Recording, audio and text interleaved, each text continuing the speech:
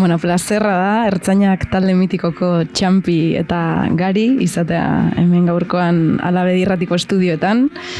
Azkena gure alde izeneko kontzertu bira hastear dago, abenduaren 16an hasiko da Beken, eta azkenengo kontzertua, birarena eta baita taldearen azkenengo kontzertua ere, urtarrilaren 6an izango da Mendizabalan Gasteizen.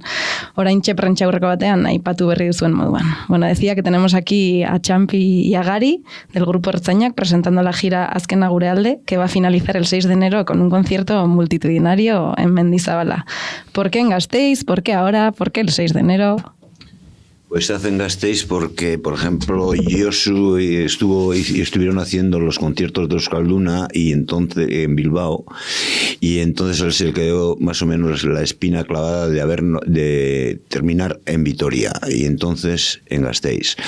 Y entonces pues me propuso a mí para que a ver si me podía, no pude tocar en Euskalduna por cuestiones familiares, mis padres, y entonces pues dijo pues a ver si me animaba para hacerlo en Vitoria, y entonces para cerrar ya todo el ciclo, y entonces pues esa era nuestra máxima ilusión, terminar en Vitoria, que nos debemos a Vitoria, en definitiva. Bueno, se dice que sois un grupo que contaba lo que pasaba en la calle en ese momento, ¿no? Y bueno, en ese sentido, ¿cómo recordáis esa época en Gasteiz? Bueno, pues nosotros cuando vinimos a hacer el grupo, o sea, los Ertzainas, en principio pues era pues, un grupo de rock sin más, así como de los que hacen ahora los chavales. Y entonces pues empezamos a preparar las canciones y nos ofrecieron grabar un disco en aquellos tiempos, Marino Goñi, de Pamplona. Y entonces grabamos las canciones con él y salió a la calle un disco que nunca pensábamos que íbamos a grabar un disco. Era una cosa pues como que hacían los buenos, los famosos.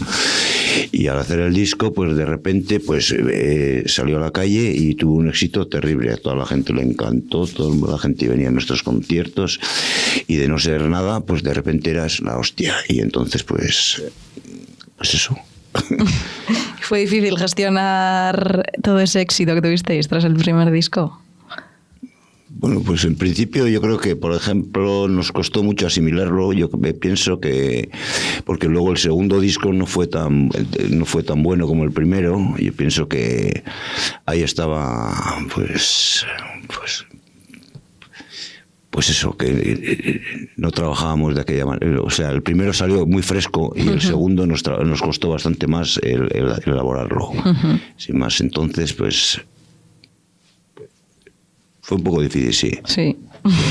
Bueno, en esa época nació también el fenómeno Euskadi Tropicala. ¿Os lo esperabais, ese fenómeno? Bueno, a ver, fenómenos. Fueron años en los que sucedieron un montón de cosas. Concretamente en Gasteiz, en la parte vieja de Gasteiz, sucedieron tantas cosas.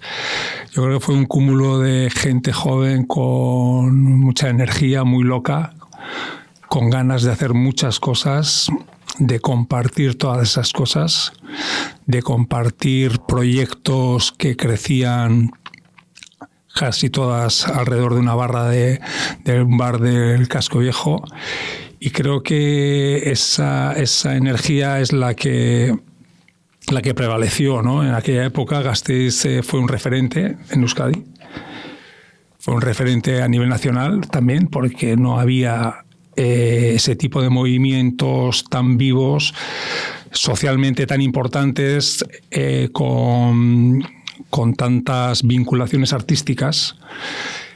Y yo creo que eso supuso para Ertzainak también, creo que un empujón importante, porque fuimos parte de todo eso, con una connotación muy importante, que cantábamos en euskera siendo una ciudad como es Gasteiz, como era sobre todo, ¿no? Una ciudad periférica, una ciudad en la cual el euskera pues no tenía la importancia que podía tener en otras ciudades, y creo que fue un espejo para un montón de gente, no solo en Gasteiz. Yo creo que fue espejo para un montón de gente joven de aquella época y de aquellos lodos, estos barros. Quiero decir, vosotros también hoy, el proyecto Alabedi puede ser un producto de todos aquellos movimientos y de todas aquellas energías locas. Imagino que hoy en día seguís siendo un proyecto loco, ¿no? Con ganas de romper cosas, con ganas de avanzar y de crear ciertas energías alrededor vuestro, ¿no? De eso se trataba en aquella época y me imagino que vosotros sois testigos hoy en día de todo eso, ¿no? Uh-huh. Bueno, mencionas toda esta energía loca del momento, pero también, bueno, particularmente Ertzaina, que a veces también ha dado la sensación de ir a contracorriente muchas veces, ¿no? Has comentado, Champi, el segundo disco, que fue muy diferente del primero, y bueno, en ese sentido, ¿os esforzabais por ir a contracorriente? No, yo pienso que no. Yo más o menos eran las ideas que salían. Por ejemplo, Josu, que era el alma mater de Ertzainas, él, por ejemplo, apareció, por ejemplo, el Euskalduna, la disolución de, o sea, uh-huh, cerraban Euskalduna, entonces se hicieron unas canciones hablando de Euskalduna. Luego, por ejemplo, me has hablado antes el Euskadi Tropicala. ¿Sí? Entonces, en aquellos tiempos apareció el ska, que no se conocía aquí, entonces uh-huh, más o menos intentamos tomar una pequeña... Uh-huh. Tocar un poco ese luego gente que hizo, por ejemplo, las letras de todo eso, por ejemplo, era gente de la calle, normalmente, de nuestro entorno, del casco viejo, en definitiva. Y luego, y así yo creo que se fue haciendo, no eran a propósito, eran según se iban haciendo, pues según qué temática tratábamos, se hacían las canciones más o menos. Uh-huh. Y yo creo que el primero, como fue desbordante, el segundo nos quedó más cojo, el estudio de grabación también influyó, uh-huh, la forma de grabar. Pero bueno, eso yo creo que le pasa a todo el mundo, vamos. Unas veces te sale mejor y otras veces te sale peor. Has mencionado justo ahora el Euskalduna y bueno, en aquella época, en 1984, entrasteis a Los Astilleros en plena huelga, ¿no? A tocar. ¿Cómo fue aquella experiencia? Bueno, eran momentos muy complicados a nivel social y político en Euskadi. Se estaba desmantelando todo el tejido industrial, más importante en Vizcaya y en Bilbao concretamente, y la respuesta que dieron los trabajadores de Euskalduna en aquel momento fueron tan importantes que nos decidimos a hacer, bueno, una pequeña incursión primero. Nos reunimos con ellos, sobre todo con la gente joven de toda la gente que estaba encerrada, de todos los trabajadores que estaban encerrados dentro de lo que era la factoría de Euskalduna, y conseguimos cerrar con ellos un acuerdo que se basaba en hacer un concierto de solidaridad con ellos. Como anécdota, porque fue una cosa muy curiosa, fuimos con muchas ganas a tocar porque era un lugar muy emblemático, un lugar muy vivo en aquellos momentos, con una respuesta increíble. A diario, además, el puente de Deusto estaba tomado todos los días. Lo que hoy es el paseo de Uribitarte estaba completamente tomado por la policía. Nos costó mucho entrar. Y la sorpresa fue que... Claro, date cuenta que ellos estaban encerrados en la factoría y las madres, las mujeres llevaban la comida, tal y cual, y no entendían muy bien el sector más amplio, que era la gente mayor, no entendía muy bien qué leches hacían aquellos chavales de Gasteiz allí, ¿no? Y bueno, hubo unos momentos de tensión debido a eso, pues porque los momentos no eran fáciles para ellos. Y como anécdota eso, que vivimos unos momentos antes de tocar de mucha tensión debido a eso, ¿no? A que allí también había gente joven con muchas ganas de que aquello tuviese otro tipo de repercusión y aprovechar el momento, y luego había gente ya con otra edad, de otra generación, pues que no entendía muy bien que en aquella lucha tan dura, ¿no? Cuál era el papel de una banda como Ertzaina en aquel lugar. Yo creo que fue la anécdota bonita, ¿no? De que se te queda de todo aquello. Han pasado los años y bueno, hoy en día Bilbao es otro Bilbao. Y bueno, sí. Bueno, volveremos a esto también luego en las preguntas. Gari, aipatu zu jadanik euskeraren kontua, eta bueno, lehen ere esan dugu ez, korrontearen kontra zindoazten talde bat zinutela. Korrontearen kontra joatea ere bazen Gasteiz bezalako hiri batean, 80. hamarkadaren hasieran punk talde bat euskeraz egitea? Noski, bazeuden hor jarrera batzuk zutabeak zirenak ertzainaren proiektuan bata, eta gaina negoziazina, ez, hizkuntza. Guretzat importantea zen, hizkuntza mantentzea. Areta gehiago kontutan izanik Gasteizko talde bat ginela. Gasteizen sortutako talde bat, proiektu bat, beraz Gasteiztarrak. Ez horrek ere ematen zigun kriston indarra beste herrialdeetara eta hurbiltzen ginenen. Ze jendeak ezun ulertzen oso ondo. Ezekin oso ondo ze broma zen olako broma zen ertzainaren proiektua, ez? Eta horrek indartu gindun pila bat. Baita ere esan behar ez kontraren kontra, bai. Kontua da guk garai haietan gure publikoa, gaur egunarekin alderatuta, ez, gehien bat, gure publikoa gure etxaia bilakatzen gendula. Oso importante zen guretzat jarrera hori. Ez? Eta zergatik ez gendulako oso ondo jasan, eta ez gendun oso ondo menperatu lehenengo diskoak suposatu zuna. Ez, estanda ikaragarria izan zen, eta horrek nik uste ja denbora pasata, ez, olako eta txiki bat eginez, garaiak oso gogorrak izan ziren taldentzat, eta horre suposatu zuen olako desoreka importante bat talde barnean. Eta indartuzun nik uste baita ere nolabait gure zoramena. Ez? Zoramen kolektiboa eta zoramen personala. Eta horrek hortik zoramen orokor horretik jasotako indarrak nik uste oso importanteak izan zirala proiektuari olako ikutu eta kolore ezberdin bat emateko. Ez, nik uste oinarritzat hartuko nukela zoramen horretatik sortutako indarrak. Garaiak oso zoroak izan ziren, eta gehien bat kokatuko nuke zoramen kolektibo hori Gasteizen. Ez, nik uste Bilbon edo Donostin edo Iruñan, hemen Euskal Herrian kokatuta ez ala olakorik bizi izan, Espainian ere ez, Madrilgo mugimendua edo beste gauz bat izan zen, baita ere zoroa, baina beste ikutu batzuk izan zituen. Hemen ikutua oso soziala eta politiko izan zen. Eta Madriden ez. Eta nik uste lortu zala momentu harretan, izan zala mugimendu esatea gehiagizkoa da, ez? Izan zirela ekintza batzuk oso zoroak eta oso improvisatuak. Eta horrek eman zion olako baliabide puntu importante bat, ez, guztiari. Eta nik uste hori azpimarratu nahi dugu baita ere oengo kontzertuarekin lotuta, ez? Zergatik guretzat oso naizta denbora pila bat pasa, ez, gu horren testigu izan ginen eta horren parte izan ginen, baino parte hartze horrekin ere hainbat jentek izan zuen lotura, bai ertzainaren proiektuarekin eta zoramen guzti horrekin.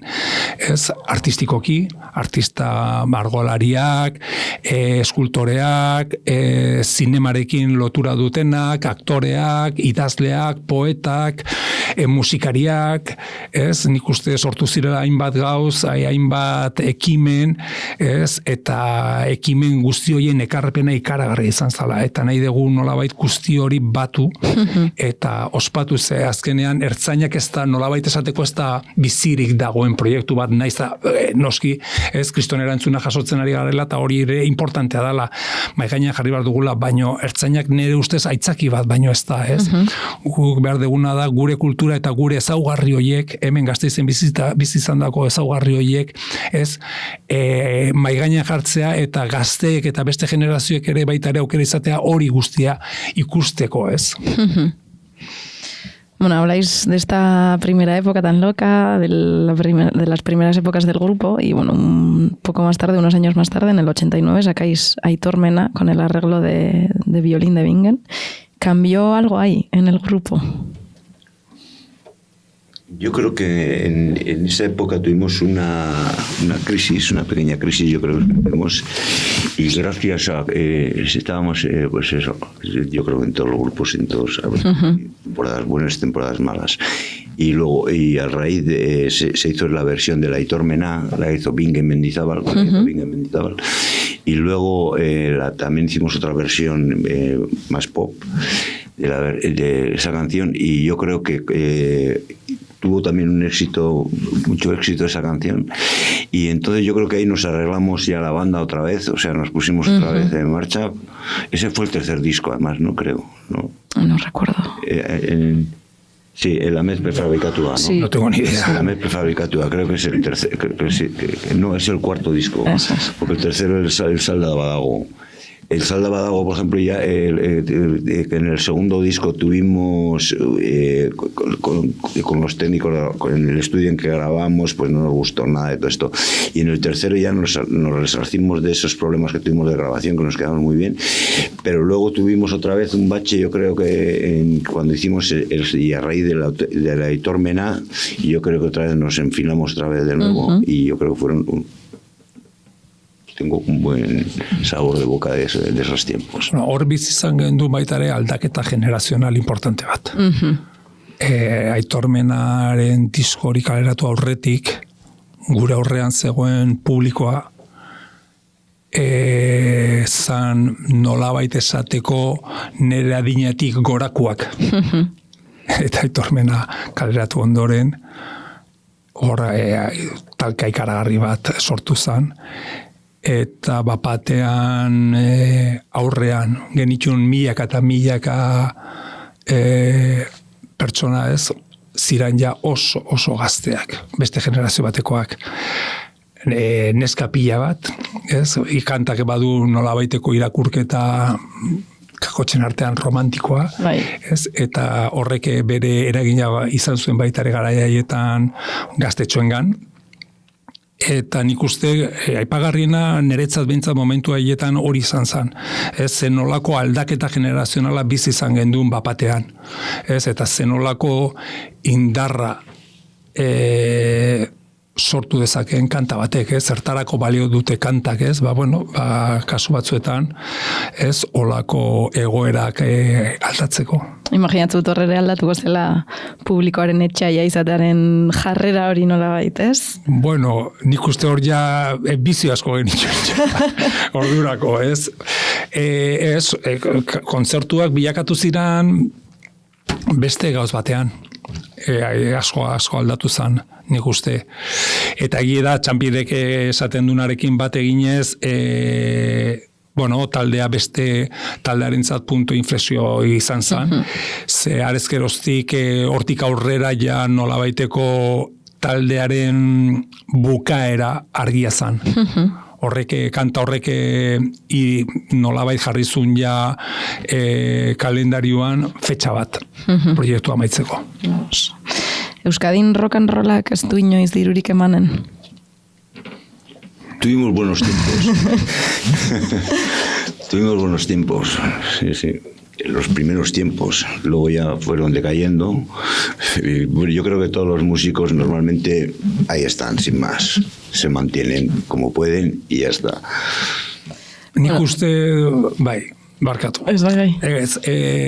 Euskadin rock and rollak ez du dirurik emango daude, niretzat bi puntu hor. Bata da, garaian, zegoen, industria bat zegoen, baino ez zegoen rockarekin lotutako industria bat. Zegoen industria bat. Eta bapatean, ertzainaren lehenengo diskoarekin estanda egin zuen mugimendu berri batek. Publiko berri bat lotu zan bapatean euskal kulturarekin edo euskal musikarekin edo euskal herrian egiten zan musikarekin. Jende gazte pila bat. Eta esango nuke garaiak beste batzu zirela gaur egunarekin alderatuta, baino nolabait esateko ez zegoen industriarik, baino guk sortzen genuen. Asuntoa da, guk jasotzen genuen erantzuna oso importantea zala.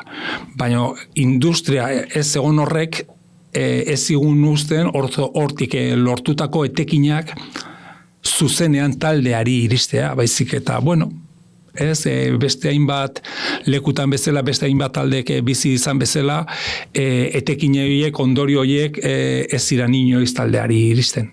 Ez? Eta nik uste gauza gaur egun era bat aldatu dirala. Ez nuke esango Euskal Herrian rock and rollak diruririk ematen dunik, baino nik uste gaur egun errezagoa dala ofizioa lantzea eta ofizio horretatik kakotzen artean nolabaiteko etekin bat lortzea. Bueno, vamos acercándonos hacia el final ya. Y bueno, poco antes de sacar el último disco, Mundu Berria daramagu bihotzean, hicisteis un viaje a Cuba. No sé si queréis contar alguna experiencia de ese viaje. Yo no me acuerdo bien. Cuba. Sí, fuimos en una representación iban empresarios de pintura, fue Zumeta en pintura, Arguiñano, ¿en qué año fue eso? Fue en los 90 sería. Sí, 90. Bueno, el disco fue 99. Achaga, es que yo pienso que era cuando, por ejemplo, Arguiñano iba a despuntar ya en la televisión con sus programas de cocina, iba a despuntar como cocinero más o menos a nivel de Euskaldun. Luego Achaga también tenía Obabacoa, yo creo que había sacado el libro, creo que sí. Sí, luego está Mikel Laboa, también vino con nosotros. Mikel Zumeta también llevó una exposición que llevamos una exposición. Bueno, luego también iban unos empresarios, creo, es decir, de pequeños empresarios vascos. Y fue una empresa que lo montó Julen Arregui en aquellos tiempos. Y nuestro anfitrión, por ejemplo, era Silvio Rodríguez, conocimos allí y montaban el equipo con el equipo de Silvio Rodríguez. Tuvimos ahí, Rupert también estuvo, se me había olvidado Rupert. Y eso, hicimos una representación de todo el mundo cultural vasco en La Habana, sin más. Estuvo muy bien, pues imagínate, ¿cuántos estuvimos? 14 días o... No sé, no me acuerdo. No me acuerdo. Yo tampoco me acuerdo. No me acuerdo. Pero estuvo muy bien. Hombre, gehien bat izan zen baita ere olako txango bat. Ez, merezitako txango bat. Lehen zaizuan bezala, ipatu edan bezala, Aitormena kantaia kaleratu eta zegoen. Epe bat jarria zegoen baitare taldearen iraupena zalata. Eta guretzat izan zen olako txango berezi bat, merezitako txango bat. Lurraldeak ere zer esanik ez, Kubak beti izan duta garaiaietan nik uste areta gehiago olako ikutu berezi bat, ikaragarria izan zen esperientzia hori bizitzea, hain zuzen, gehien bat oso privilegiatu izan ginen, zeren eta kultur ministerioaren eskutik egin genduen bide gozoa, horrek eman zigun aukera irla guztian giratzeko, eta txapik esan du bezala gainea Silvio Rodríguezen ekipo teknikoarekin, berarekin ospatu gendunan bertan gainea aberri eguna, guztion artean, eta izan ziren egun oso bereziak, oso politxak. Silvio solía venir aquí mucho y hacía lo de cultura y tenía bastante, lleva todo lo de cultura, creo, y entonces hicieron como una especie de intercambio cultural entre La Habana, porque La Habana cuando fuimos estaba muy mal, estaba periodo especial. Bueno, y poco después llega el final del grupo. La incompatibilidad de caracteres hace que al final pues... Será difícil, ¿no? Tantos años juntos. No, ¿cuánto estuvimos? 9 años, 8 años. Maika, 11 años. Pues. Bueno, proiektu guztietan gertatzen den gauza, baina ez taldeak bizi izan zituen momentu topeak, gorenakoak, eta gero beste momentu barruko egitura horretan, momentu baitare latzak, baina hori, nik uste gaur egungo begiradarekin ikusita oso prozesu normalak dirala, ez, eta areta gehiago ikusten badegu ertzainaren proiektua amaitu eta gerora zenolako proiektuak irten ziren bertatik, ez, beraz nik uste importanteak izan ziren 11 urte horiek, hortik jasotako esperientziak, ez, importanteak baitare dudigabe hortik aurrera sortutako proiektu ezberdinak, eta nik uste, kasualidades eta zirkunstantzialki aukera improvisatua izan zanez baitare, 2019an nire diskoa aurkeztear, azkeneko disko bat aurkeztearrean nengoela, Arregako Antzokian, jakin nun Josuren egoera nolakoa zan, eta, bueno, okurritu zitzaidala olako bentsat bizirik ziraun artean, olako menalditxoa egitea. Eta hortik, bueno, sortu zen horri ikusitako erantzuna, bultzatu zigun, Euskaldunakoa eta Kafe Antzokikoa prestatzera, eta horko erantzuna, horko delirio kolektibo, delirio emozional kolektibo hori dalata, argita garbi geratu zitzaigun amaiera borobil bat sortu bar gendula Gasteizen egiteko.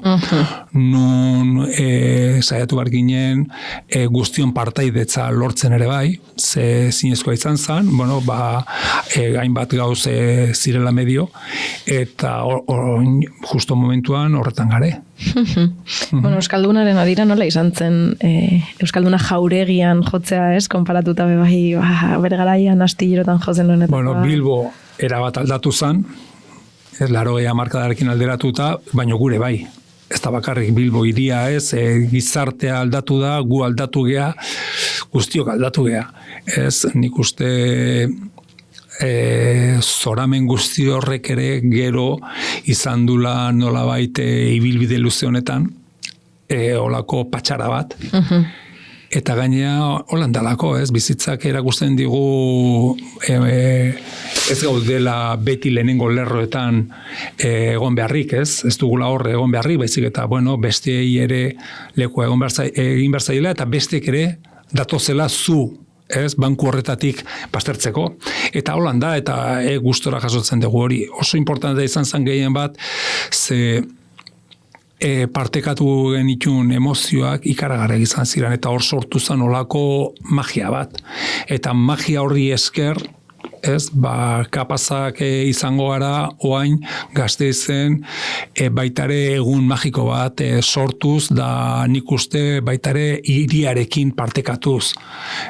Hirian jaio ginen, eta nik uste hiriaren parte importante bat izan gehala besteekin baitare, ez bakarrik guk, baino importantea dela oaingoan ere aitzaki moduan hartuz, Ertzainaren azkenengo despedida hau, azkenengo kontzertu hau, aitzaki moduan hartu guztia bultzatzeko berriro, eta alba da hor geratu zan nazio horrei baitare, erein pixka bat ere emateko.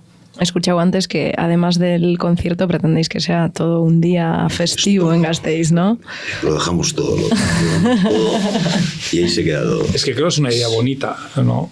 Poder hacer en Gasteiz ese día, el Día de Reyes, ¿no? Poder hacer una fiesta de todo el día, que la gente se sienta parte de no solo el público que viene al concierto, la ciudad, ¿no? Sería un logro, yo creo que el jefe de la policía municipal se volviera loco y dijera que la ciudad estaba colapsada, sería un logro, por eso significaría que hemos conseguido el objetivo. Bueno, y me gustaría preguntaros sobre vuestro proceso de creación también, porque vuestras canciones creo que han sido siempre muy novedosas, ¿no? Musicalmente muy elaboradas. ¿Cómo lo hacíais? Pues normalmente Josu era el líder del grupo, hacía la base, o sea, la letra, y había letras de mucha gente también, ¿cómo se llama? Arrieta, no me acuerdo. De gente de Carra, de Jalde, de Javil, de Loquendo, que no me acuerdo de esto, y aportaciones que hacía la gente con letras. Entonces Josu más o menos hacía una base musical de todo esto, y luego empezamos a desarrollarla en el local, aparecieron los Atari en aquellos tiempos, los primeros ordenadores, y empezamos a hacer las bases. Primero hacíamos con los 4 pistas, como grabáis aquí, que grabábamos todo, y luego íbamos grabándonos según los ensayos, y luego lo que quedaba bien lo dejas, yo creo que como todo el mundo lo hace, normalmente. Y luego ya está, cuando terminamos la canción, ya está. La base era Josu principalmente, el que hacía las bases principalmente, la idea y las temáticas, y luego nosotros, pues, a base de tocar. Bueno, así se hace normalmente, nosotros todos se los envíos. Bueno, volvemos un poco a la última gira y a los últimos conciertos y, bueno, una pregunta obligada. ¿Sois de Kutxabank? No entiendo la pregunta, tulertzen zergatik. Porque las entradas están en prioridad de venta en Kutxabank. Bueno, baina horren erantzuna oso arraza da. Si no escuchaban sería la laboral, sería otro, es porque ahora se... Zuk sortu ditzazkezu proiektu ezberdinak. Nahi dut, begirada txiki bat, ertain bat, handi bat edo erraldoi bat. Kasu honetan begirada eta abia puntu bezala garbi zegoen begirada erraldoia behar dukela. Zergatik, eta horretan argi esango izut, niretzat ertzainak aitzaki bat da. Hori da importantena. Ez behar ditugu baliabideak. Gure kultura txikia da. Gure kulturak ez daka oi hartzun haundigirik, baino ez kanpoan, hemen, gure herrian. Eta horretarako behar ditugu begirada erraldoiak. Hori, karo, gauzatzea ez da ainerreza. Orduan, nik uste horretan oso argi izan genula 2019an beharrezkoa zala begirada erraldoi bat jartzea mai gainean. Erantzuna erraldoia izateko eta erraldoitasun horretatik euskal gizarteari eta euskal kulturari edo euskal kultura bere behardun langan jartzea, bere behardun neurrian jartzea, eta horren oi hartzuna baitare importante izatea. Ez, begirada txikia balitz, gaur ez ginateke hemen izango.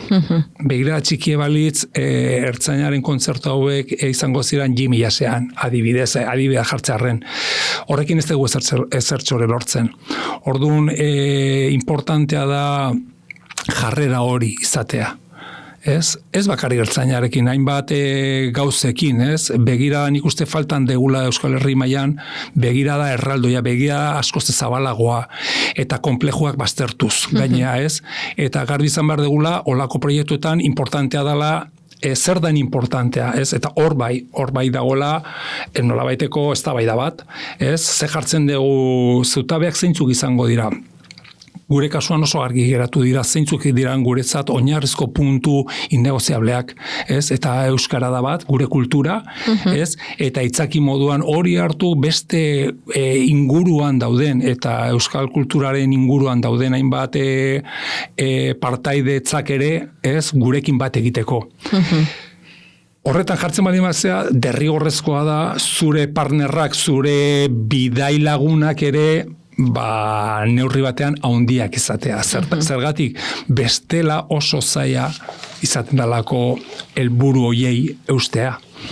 Eta nik testu inguru horretan kokatzeet Kutxarena.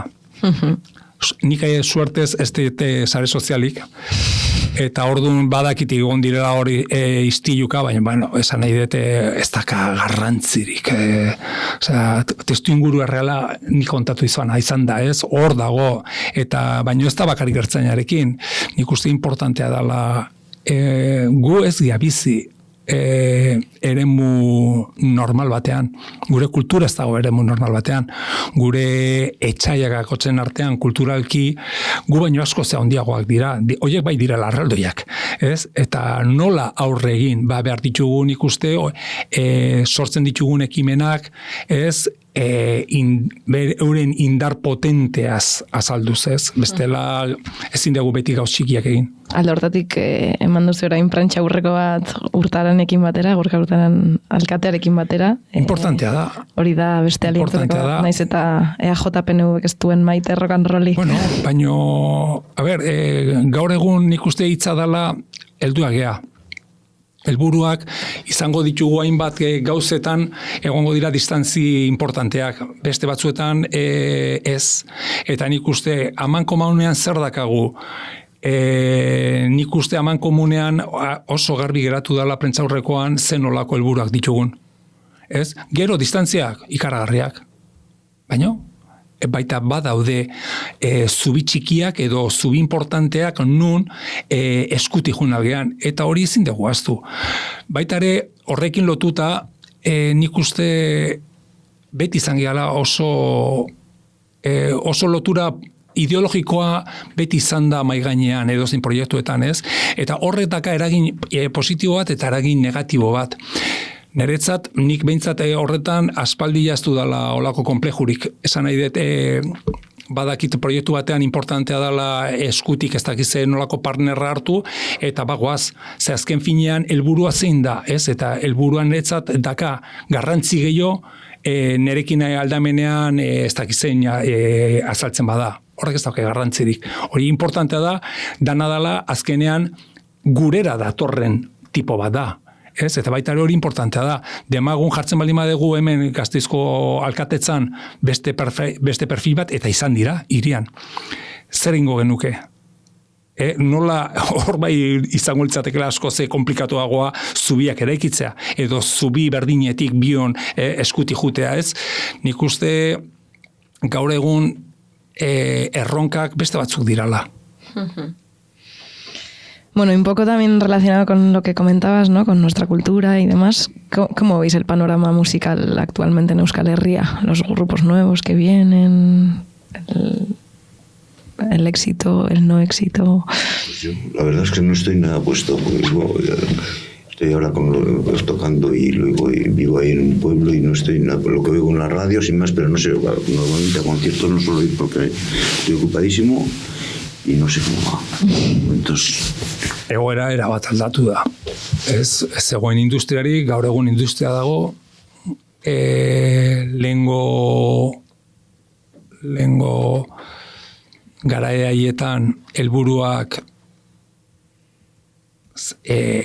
egon bazeren, baino beste erabateko helburuak ziren. Gaur egun industria bat dago, eta gaur egungo taldeek eta gehientsuenak behintzat oso argi dute industria bat dagoela. Oso argi dute euren aurrean publiko bat dutela, eta publiko hori irabazi egin behar dutela. Eta horretarako erabiltze dituzte gaur egun dauden baliabideak. Eta alde horretatik oso ondo dago, nik uste gaine gaur egun lortu dela sonoridade aldetik asko zabalagoa izatea dagoen aukera. Neskek hartu duten protagonismoa ikaragarria da.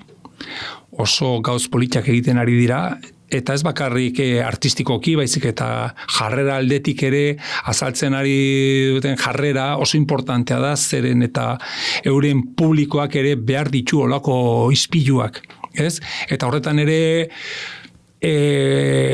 nik uste talen aipatu dut hitza, ez? Berriro diotzut, ez? Gure garaiko konplejuak gaur egun gaindituta dituzte gaur egungo artistek. Eta hori niretzat importantea gero, eztabaida askoz zabalagoa eta irekiagoa da, ez? Hainbat gauza izango dira, baina nik uste guri zaigula tokatzen eztabaida horretan sartzea. Vale, vamos terminando, pero bueno, antes de eso os tengo que preguntar, las entradas, ¿cuándo están a la venta? ¿Cómo se pueden comprar? La gente está ansiosa ya por saberlo. El 30, ¿no? El 30 creo que se pone. El próximo miércoles se pondrán a la venta a partir de, pues no sé si de las 9 o de las 10 de la mañana, me imagino que estarán ya a la venta las entradas. Y de todas maneras, toda esta información la podréis tener de primera mano en las redes sociales que linkeando Ertzainak. Muy bien, pues bueno, muchísimas gracias, mila esker, Txampi eta Gari. Gozatu pilo bat kontzertuak, guk ere Oltzazpitik pilo bat gozatuko ditugula. Eta, bueno, bukatzeko, bueno, para terminar, acabamos con una versión que hizo Gari sobre la canción Mundo Muerto para el disco del 30 aniversario de Alabedi Irratia. Bueno, eskerrik asko. Eskerrik asko zuei.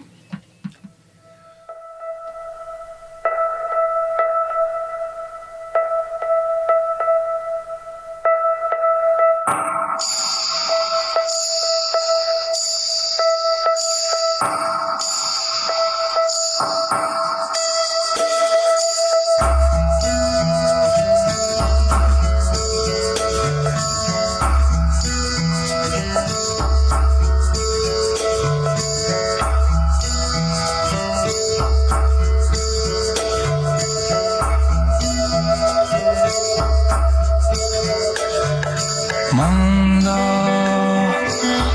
muerte un mundo en paz.